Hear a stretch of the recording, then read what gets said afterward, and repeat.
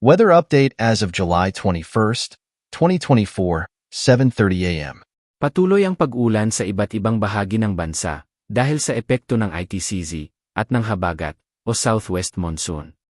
Tropical Storm Karina, Gamey.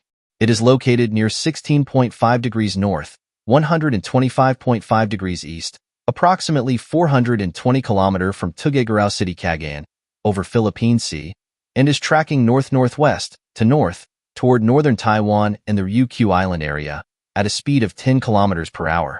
The maximum sustained winds near the center are 70 km per hour, with gustiness reaching 100 km per hour.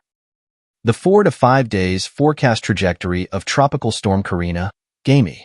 Magpapatuloy ang paglakas nito habang nasa east of northern Luzon o sa Philippine Sea bago lalabas ng Philippine Area of Responsibility sa July 24.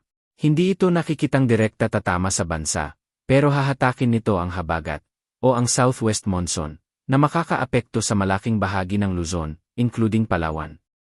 Tropical Depression Butchoy.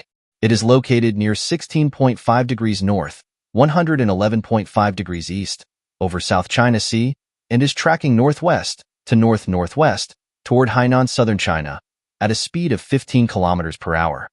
The maximum sustained wind near the center is 55 km per hour, with gustiness reaching 80 km per hour. The 4 to 5 days forecast trajectory of Tropical Depression Butchoy. Ito ay magiging tropical storm habang ito ay papalapit sa Hainan, southern China.